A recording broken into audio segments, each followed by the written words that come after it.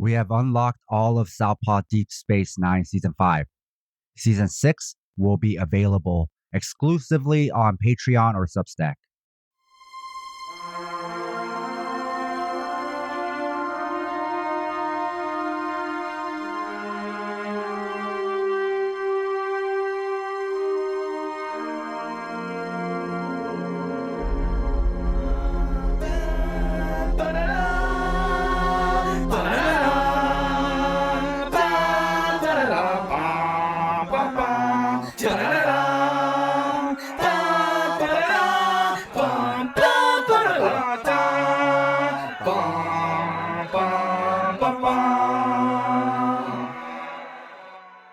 This is Southpaw Deep Space 9 Season 5. We are your hosts, Scott and Sam. On this star date, February 16th, 2025, we are discussing The Begotten. Scott, can you tell us about this episode? Surely. Odo is at the infirmary for a bad back. He has a pinched nerve from standing too straight. What worked for him when he was a changeling is different now that he has a spine. Quark recommends doing sexy holosuite yoga. Bashir recommends going to do aerobics with Worf. Quark also says he has something to sell him. Then Odo says he's not interested. So Quark asks if he could reach out to Dominion contacts. Odo's ears are perked and says, "What's going on?" So Quark has to sell him for a few strips of latinum, a dead changeling in a small container. But Odo's like, that changeling's not dead. It's like, oh, okay, so a couple more bucks. Odo says it is living and there's no need to get the authorities. It is a baby. And in the infirmary, Ben and Odo talk and they watch this sickly, discolored, infinite changeling, who I'll be calling Baby C because it's fun. Odo promises that the guy is harmless. Odo says that when he was discovered, he was just as small and he grew as he learned, and shape-shifting creates growth. Bashir is able to see that the baby C has gotten severe tetrian radiation and will need to be purged with an electrophoretic diffuser. Ben asks Odo to raise the baby, changeling, baby C, and teach it to be chill. It is recommended that Mora, the Bajoran doctor that, discovered Odo and raised him, come in.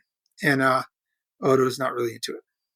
Bashir asks if Odo is interested to know that Kira is actually giving birth, but Odo is so transfixed, and much like playing Brahms on headphones on a pregnant tummy, Odo talks to baby C and promises not to make the same mistakes. Odo is kind and thoughtful and patient and says Mora was never interested in him and did not talk to him for a long time. They go on a little adventure. Then we get to the bee story. In a birthing room, we see soft music, burning incense, a Bajoran midwife, a bunch of percussion instruments played by Miles and Keiko. It is Kira time. Bashir checks in. Miles is having a lot of trouble with the rhythm and is frustrated by how long it is taking and making people tense. And Bashir reminds him that this Bajoran births are about relaxation. And if you don't relax, it's not going to be chill. And Miles also knows that Kira won't relax until her boyfriend Chakar arrives. And he's hours late. Then we see Odo bringing baby C to the replica mat and talks to him. Worf thinks he's talking to a drink. Back in the chambers, Odo lets the baby loose on the table and promises to do better than Mora. And then Mora shows up. They talk about birthing as a science versus art. Mora was on his way to Earth to talk about changeling tech, as he's one of the first doctors to really understand them. And Mora picks up an instrument to try to examine the baby, and Odo snaps. He is like, "You are not going to experiment on baby C." And Mora's like, look, I'm going to give you some advice. I think the temperature is not right. Remember, I know a little bit about all this. And Odo does agree to read some of the information that Mora has made. You can tell that he's getting angry. And Mora, in a very sanctimonious fashion, is like, decides to stay and continue to observe, and almost like passive aggressively curious about Odo's gentler approach. And at this point will not acknowledge the damage that he's caused. Back at the birthing room, Kira was in labor for way too long. The body can't make a baby. Come back tomorrow, but it has to be done the Bajoran way. Kira's boyfriend is chided for being late, and Miles is told to learn to play the instrument right. Odo uses therapy to explain shapes to baby C, and baby C does not move. Odo tries to talk about shapes nerdily. As he does it, he passively aggressively talks about Mora torturing him as a baby for science. None of it is seeming to work. There's a montage. Mora has noted very little growth, and Odo has really not made much progress. The frustration simmers and then erupts into a argument that is very heated. Cisco then interrupts and tells them Starfleet is going to come soon. They're going to want to communicate. They're probably going to take the baby. Figure this out. So, figure stuff out before this happens. And Moore cites the pressure that he faced with Odo during the occupation, and they propose to try maybe some invasive methods. Maybe perhaps a little unethical science testing. Mm. With the time creeping, they start with a little electric shocks, a little Milgram study, will you? Baby C moves a bit. Then back to Kira. O'Brien massages her legs. Shakar suggests them going to a performance. The men bicker again over how to relax, but Kira realizes that she's in labor. They argue over who will take her to the birthing room, and Kira is so frustrated she goes by herself. Meanwhile, Odo is using Mora's device to help the infant hold shapes. He admits that he once refused to hold the shape to deny Mora the satisfaction of doing stuff. Mora is wistful and says the baby C might even thank Odo one day, or leave like Odo did, and not send a letter. As they turn to leave, the infant then forms a shape, twists towards Odo, and mirrors his face, and everyone is overcome with joy. As they are excited, Mora offers to celebrate, while Odo is like, no, I have to go work. But Mora admits that he was wrong. Odo has formed a connection to the baby C. Odo and Mora admit that they do care about each other, and Mora blames that maybe Odo's disposition is because of the prodding, and Odo thinks that he may have always been this way. They have a champagne toast as to celebrate. At Kira's birthing, the men are kicked out of the room for bickering. Quark shows up to his bar, and Odo is drunk and happy and buying drinks for him and Quark. Quark is confused, and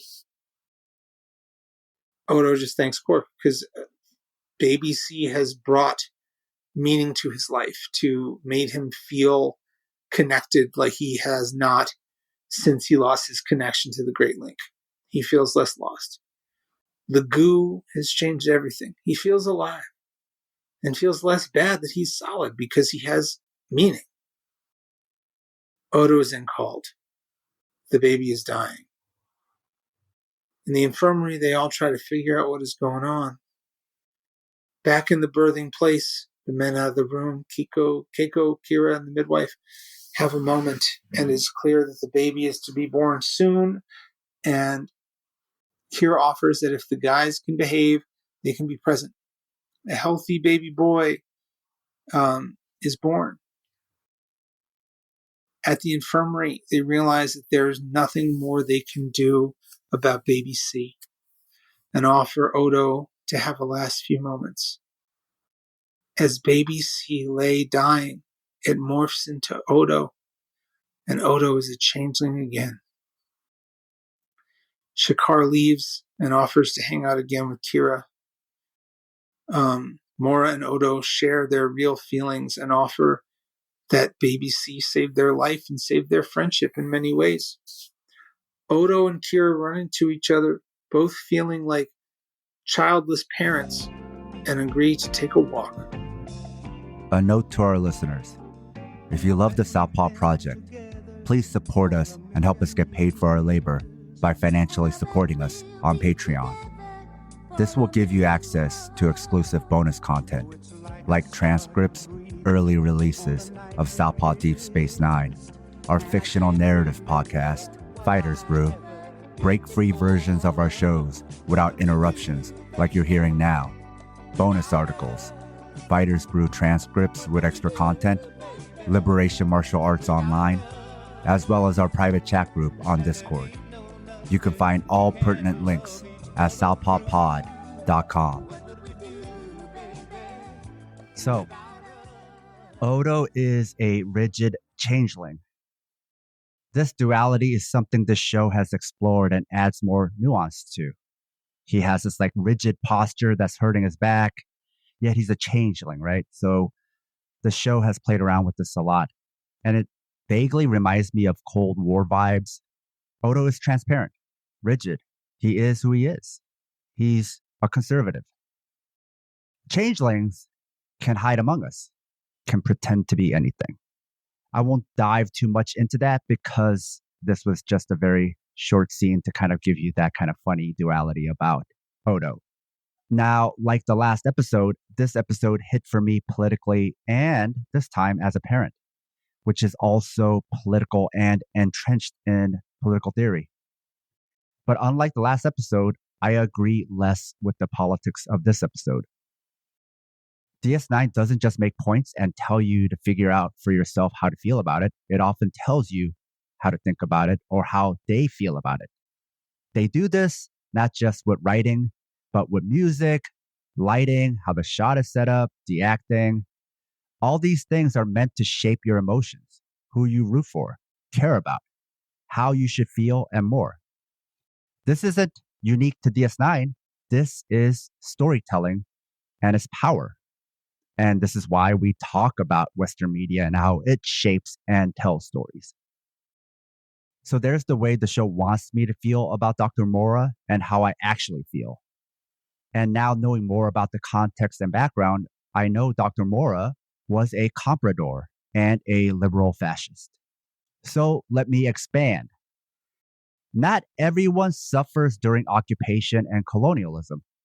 Compradors are those people who benefit from colonialism or occupation and work with those foreign organizations. They're the ones who often complain about how communism hurt their families because they benefited from the previous system. Scientists in particular have often been compradors. There were Koreans who benefited from Japanese occupation. Same with some Vietnamese people during French and US occupation. There were Chinese during British occupation. And there's still compradors who work with the US in Latin America to Africa and throughout Asia. Compradors and collaborators are very related and often overlap. Dr. Mora sounds a lot like Dr. Moreau, an H.G. Wells character that experimented on living beings to create his own creatures. He didn't care about morals or ethics and thought those things had no place in science. And that's how a lot of scientists still feel. The idea is if you can do it, do it. Ethics be damned. And that's how the West has defined science. There's a lot of overlap between Mora and Moreau. Like they pretend to be parents, but they see their creatures as its, as things, as experiments, not as valid sentient beings that are also precious and deserve care. Mora's idea of science aligned perfectly with Cardassian values. Mora even at one point says, spare the rod, spoil the child. He's far from gentle parent or trauma informed, care informed, or even an ethical scientist. He's deeply fucked. This whole situation is deeply fucked. Mora is an abuser, manipulator, and gaslighter, and he uses the baby to manipulate and win Odo over. So together, they forced this baby to do things and change, not for its sake, but because of what they wanted. They harmed it. And if you think about how the baby died, what kind of quality of life did they allow baby C to have? You're supposed to feel bad for Odo and relate to Mora, but I only felt bad for the baby changeling. Furthermore, they never addressed if their constant oppression, experimentations, torture of baby C is what eventually killed it. If there was an investigation, first question would be, what did you do to it? Right. And they did a lot. Mm-hmm. It's pretty obvious, but they won't investigate because no one sees baby C as valid, even if they pretend to.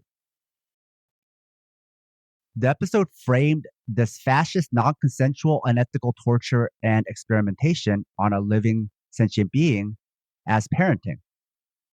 But you also saw how the pressure from the Federation, who in this episode was the proxy for the Cardassians, led to Odo having to give up his humanistic values on parenting and go the way of Dr. Mora. And Mora was more than happy to oblige. Odo became Mora. This was not parenting, not even shitty parenting. It reminded me of human zoos that the West had. Shame on everyone, including Sisko, who is supposed to be the loving father. I feel like Rom would have tried to rescue the changeling if he was there. Yep. So, in researching Dr. Mora and what the inspiration was, whether if it was Dr. Moreau, I saw some spoilers, but it only confirmed my feelings about him, which I've been pointing out from season 1. There was also a second main plot. It didn't feel like a subplot because it got equal weight and time. But this was about Kira having a baby and the complicated dynamics of being a surrogate, but also the complicated emotional dynamics that accompany being a surrogate. Odo and Kira bond over this, but really, these are not parallel stories, but they're the opposites.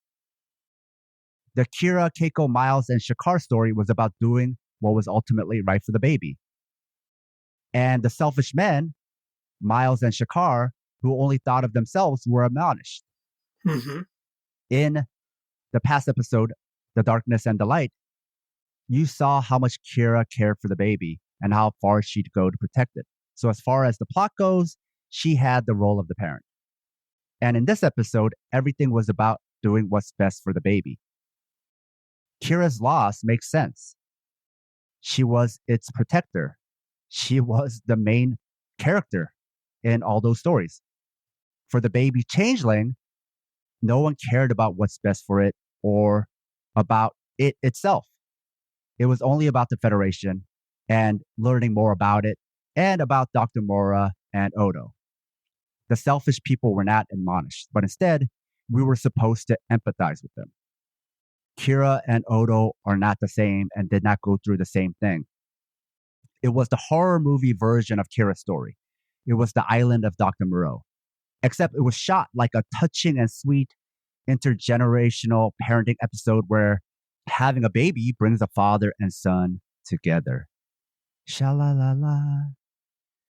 Yet despite all that, the baby changeling saves Odo from aging, from mortality, from disease, from pain, and gives his own remaining life essence to Odo so that Odo can be a changeling again. That made me feel even worse for baby C. But you know, kids will love even abusive parents or whatever proxy is closest to a parent and will sacrifice for them. Scott, I need to know your thoughts and your rating.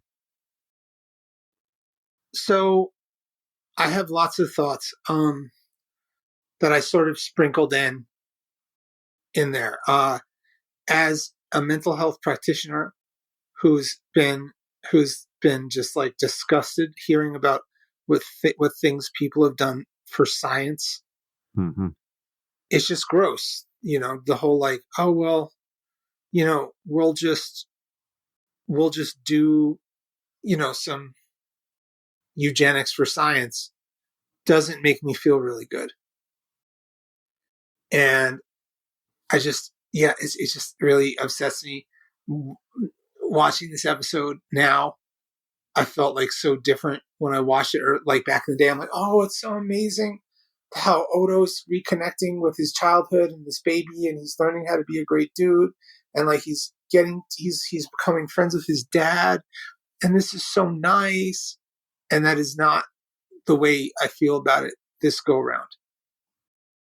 I'm just like, oh, this is just like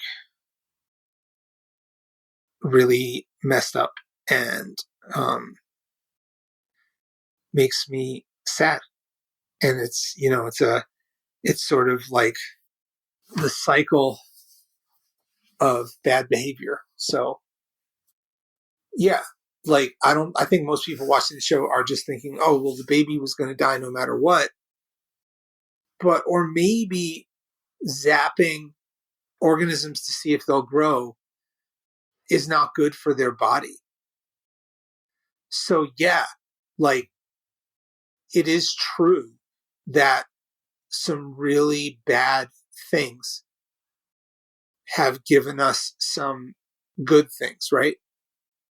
But that doesn't mean it's okay. Mm-hmm. You could say, oh, well, the Tuskegee trials taught us more about syphilis, but at what fucking cost?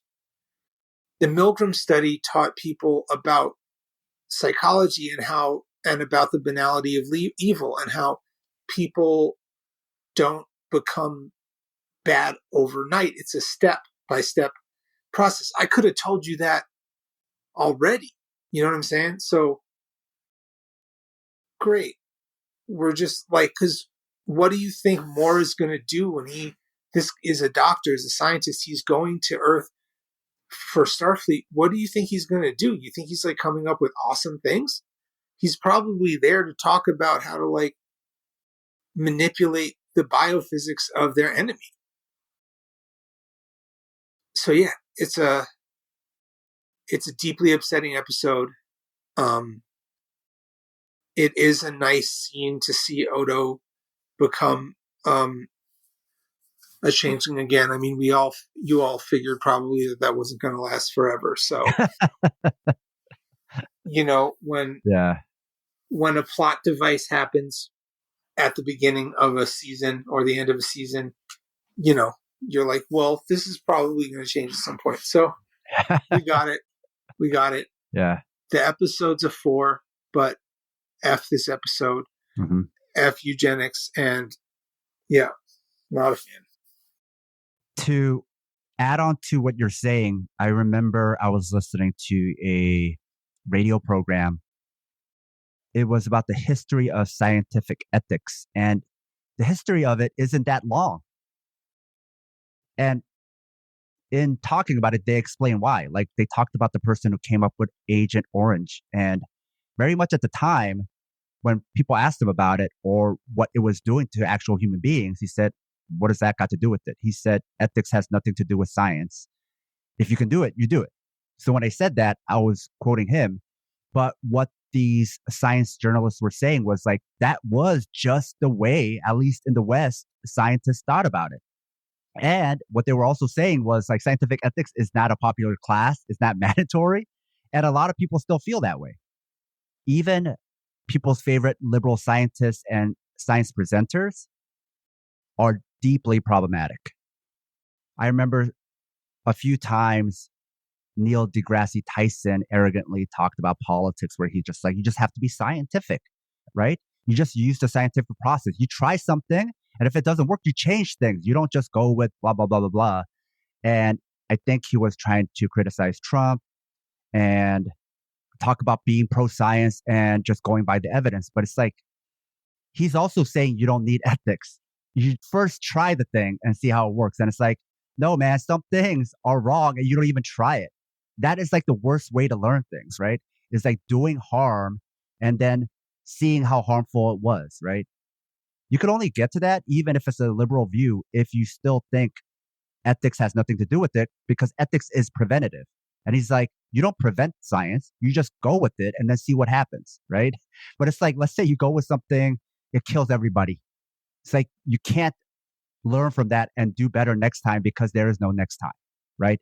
And so I'm bringing that up to say, even amongst people who you think are good people who are in science, oftentimes this idea that ethics has nothing to do with it, any like type of like thinking about things beforehand has nothing to do with it. You do it and then you let the results speak for itself. And that is a very dangerous way to approach things. And you've given explanations why that's dangerous. And oftentimes it is not coming from a blank slate or like just an open mind.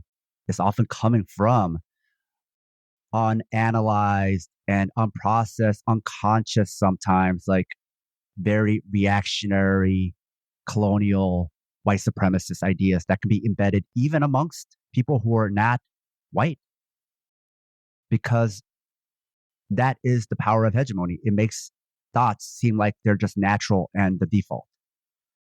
Scott, can you tell us about the next episode? Remember when Eddington joined the Maquis? Until then. Ta-da-da!